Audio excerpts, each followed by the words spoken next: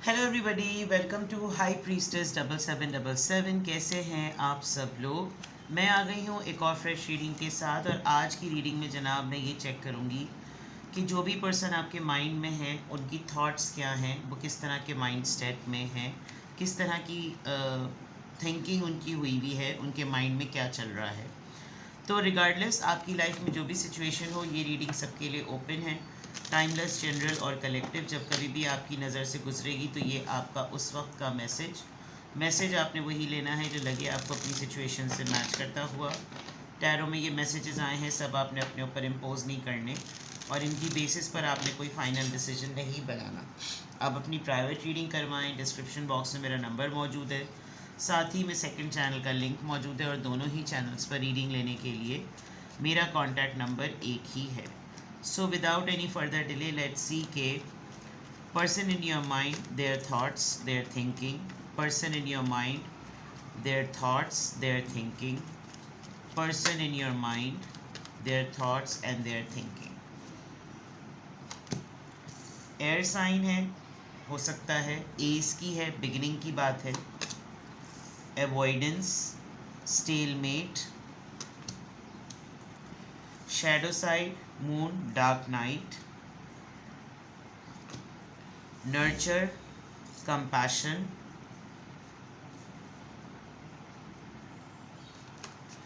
And regret and repression.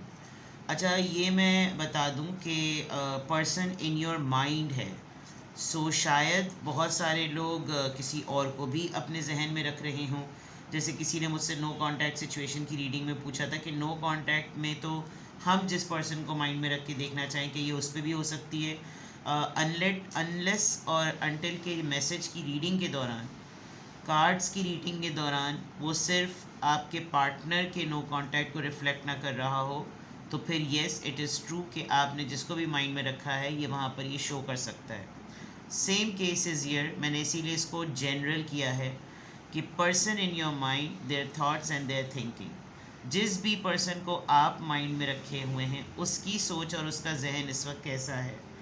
और यहाँ पर ऐसा नज़र आ रहा है कि ये खाली सिर्फ़ और सिर्फ अभी तक एक आपके रिलेशनशिप पार्टनर को शो नहीं कर रहा, ये जनरल भी हो सकता है।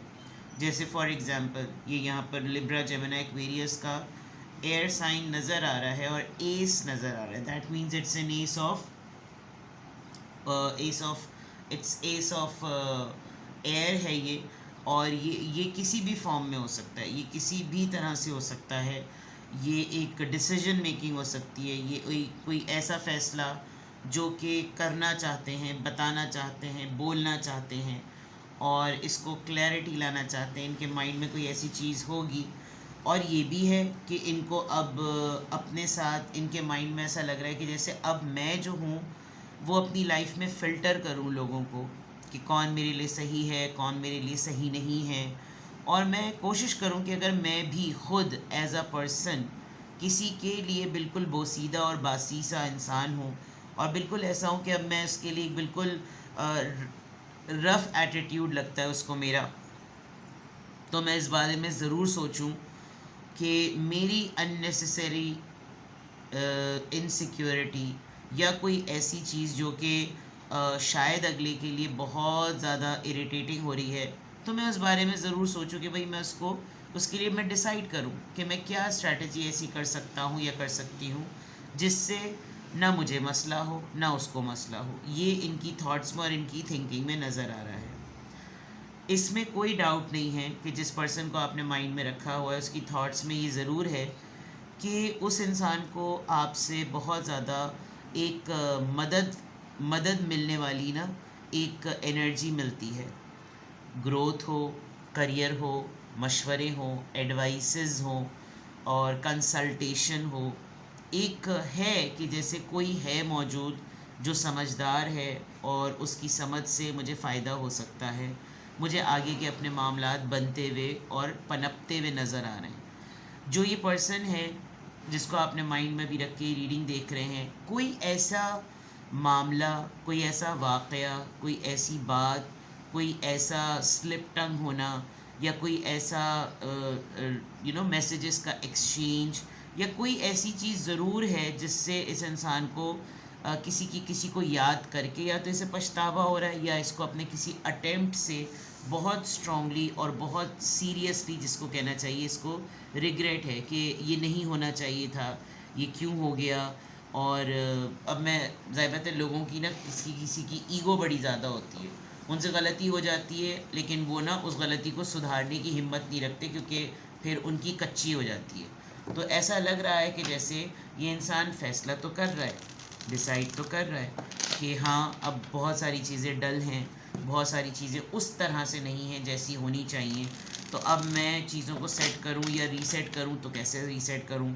मुझे इस इंसान को ना थोड़ा सा ये भी इसके जहन में चल रहा है कि मुझे भी थोड़ा थोड़ा घबराहट है, मुझे भी थोड़ी थोड़ी सी डर लग रहा है, मुझे भी थोड़ी थोड़ी सी इनसिक्योरिटी हो रही है। बिकॉज़ कोई कितना ही क्यों ना शातिर और चालाक और लड़ाई करने वाला क्यों ना हो, लेकिन यू नेवर नो कि अगर कभी किसी अगले का शेर जाग जाता है ना उसके अंदर का, तो फिर सिचुएशन आपके अगेंस्ट कभी भी हो सकती है।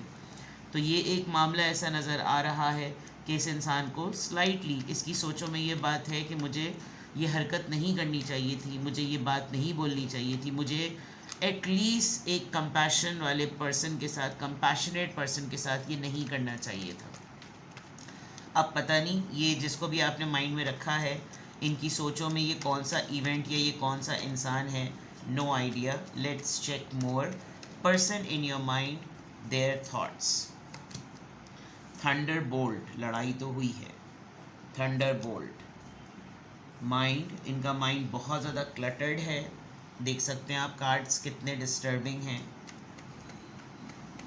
कुछ लोग हैं जिनको मेरी रीडिंग बहुत ज़्यादा बहुत हार्श लगती है। देखिए मैं तो रीडिंग करती हूँ और रीडिंग में कार्ड्स जो निकालती हूँ वही मैं बताती हूँ। अब कार्ड्स नेगेटिव आए हैं, आप चाह रहे हैं कि मैं सिचुएशन को मैनिपुलेट करके उसको शुगर कोट करके आपको बताऊँ, और जो होने वाली चीज़ है वो जो होने वाली है उसको मैं मैनिपुलेट कर दूँ कि नहीं नहीं ऐसा कुछ नहीं होगा।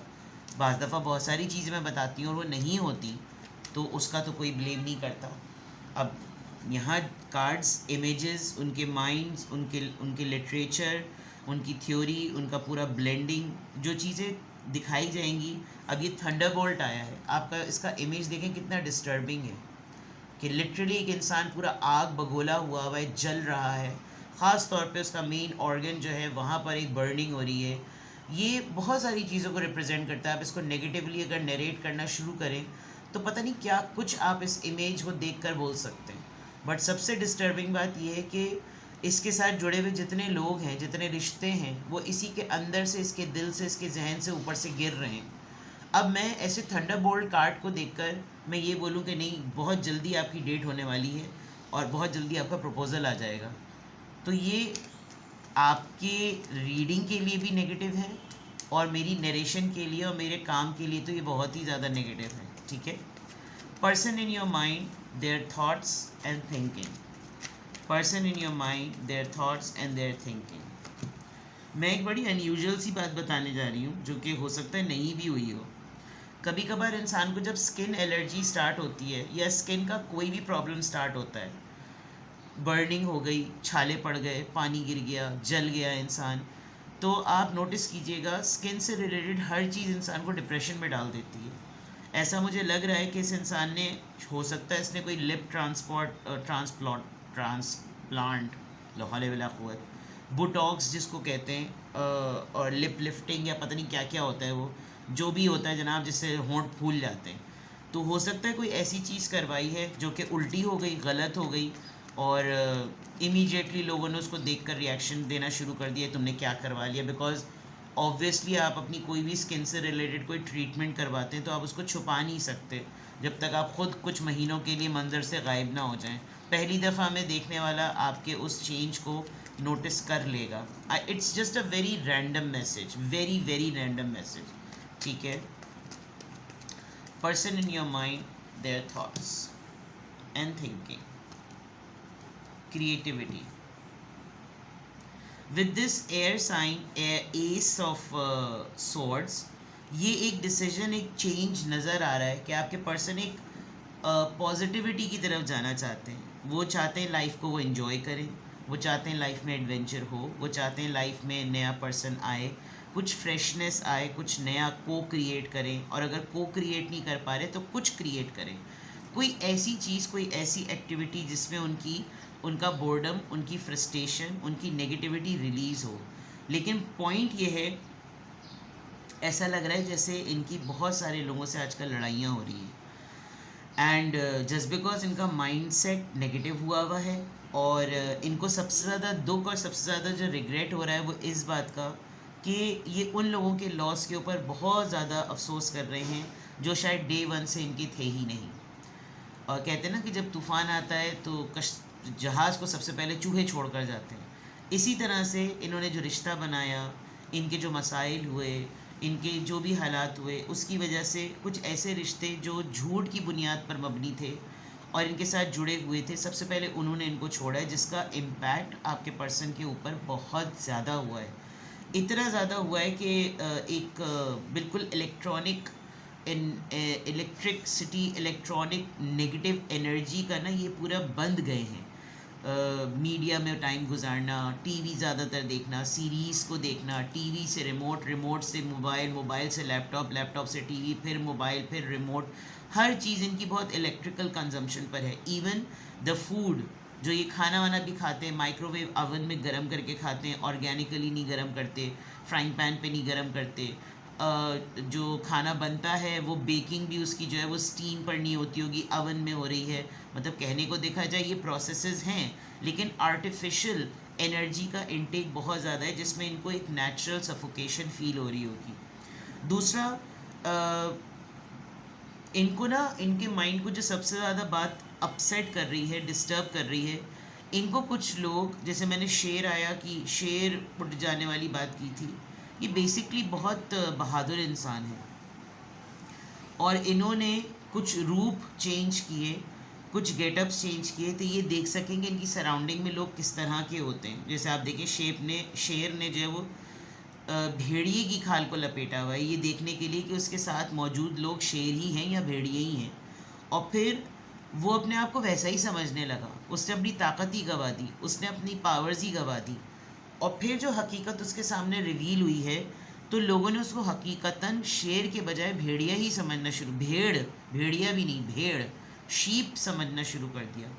तो ये जो कंडीशनिंग्स हैं ये बहुत ज़्यादा ना डिफ़िकल्ट हैं, आपके पर्सन के माइंड पे बहुत ज़्यादा ये चीज़ें हावी हुई हुई हैं, और उनको ऐसा फील हो रहा है कि वो ऐसे कभी भी नहीं थे, या वो ऐसे कभी भी नहीं हैं, जिसकी वजह से उनको ये सब कुछ करना पड़ रहा है।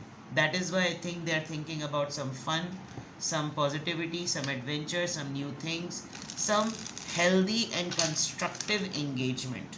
ठीक है, देखते हैं जनाब, person in your mind, their thoughts and thinking. Person in your mind, their thoughts and thinking. Person in your mind, their thoughts and thinking. Person in your mind, their thoughts and thinking. Person in your mind, their thoughts and thinking. Queen of Pentacles, Taurus, Virgo, Capricorn. The Lovers, Gemini. The Tower. For sure यहाँ पर मसला हुआ है, यहाँ पर लड़ाई हुई है, यहाँ पर ब्रेकअप हुआ है, यहाँ पर फाइट हुई है एक ऐसे इंसान के साथ जो बहुत ज़्यादा नर्चरिंग है, कंपैशनेट है, फाइनेंशियल सपोर्टर है, और पार्टनरशिप के अंदर ये एक बहुत बड़ा डिस्टर्बिंग टावर मोमेंट आया है जिसको ये सोच रहे हैं। 8 of wands, they will communicate this with you. ये या तो अपने रिलेशनशिप के बारे में, जिस भी पर्सन को आपने अपने माइंड में रखा है, ये आपको अपनी इस सिचुएशन के बारे में बताना चाहता है, कम्युनिकेट करना चाहता है कि देखो मेरे साथ ये हैपनिंग हुई है, ये चीज़ हुई है, और अगर तो वाकई आप अपने रिलेशनशिप पार्टनर को माइंड में रखे हुए हैं तो ये पर्सन इस सिचुएशन से रिलेटेड आपसे ज़रूर बात करना चाहता है, बिकॉज आप इसके लिए इस तरह से हैं।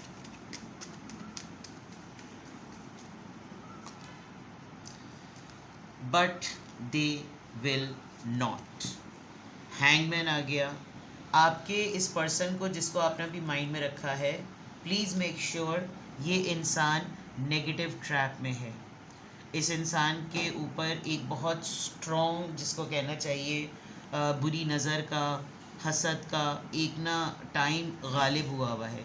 ये इंसान चाहे भी, ये जो इनसिक्योरिटी है, ये चाहे भी, इसको बहुत सब कुछ पता चल रहा है, इसके हाथ से गलती क्या हुई, तभी रिग्रेट आ रहा है, इसने लड़ाई क्यों कर दी, इसको नहीं करने देंगे। 2 दफ़ा कंफर्मेशन आई है टावर कार्ड की, इसका मतलब लड़ाई हुई है, फाइट हुई है। और जिस पर्सन को भी आप माइंड में रख के ये रीडिंग देख रहे हैं, उसके जहन में यही चल रहा है कि मैं कुछ भी अगर इस वक्त सिचुएशन को सेटल करने के लिए ऑफ़र करूं तो आई कैन नॉट, बिकॉज ये चीज़ काफ़ी ज़्यादा स्ट्रॉन्ग हुई भी है। मैं कैसे इस लड़ाई को, इस फाइट को, इस शॉकिंग मोमेंट को, इस शॉकिंग इवेंट को मैं किस तरीके से जो है वो रीसेट करूं, मैं क्या ऐसी बात करूं, मैं क्या ऐसा बोलूं जिससे चीज़ें ठीक हो जाएं। और जब ये इस चीज़ के लिए डिसाइड करते हैं तो इनको फिर याद आता है कि नहीं, अभी तो मैं कुछ भी नहीं कर सकता, बिकॉज़ मेरे अंदर करेज नहीं है, या मुझे अभी वो पुश फील नहीं हो रहा कि मैं उस पुश के बाद जो है ना वो चीज़ों को सेट करूं या चीज़ों के ऊपर बात करूं। तो person in your mind, their thoughts and thinking, this is the thought and this is the thinking. किसी भी पॉइंट ऑफ टाइम पे आपको लगे कि आपको मुझसे प्राइवेट रीडिंग लेनी है तो जनाब डिस्क्रिप्शन बॉक्स में मेरा नंबर मौजूद है, और साथ ही में सेकंड चैनल का लिंक मौजूद है। दोनों ही चैनल्स पर रीडिंग लेने के लिए मेरा कॉन्टैक्ट नंबर एक ही है। आप अब सिंगल क्वेश्चन, 20 मिनट्स और 30 मिनट्स, तीनों ही तरह की रीडिंग्स आप मुझसे लेकर अवेल कर सकते हैं। इट्स कम्प्लीटली योर चॉइस कि आपको कौन सी रीडिंग से सेटिस्फेक्शन मिलेगी। अपना बेहद ख्याल रखिएगा। Bye bye.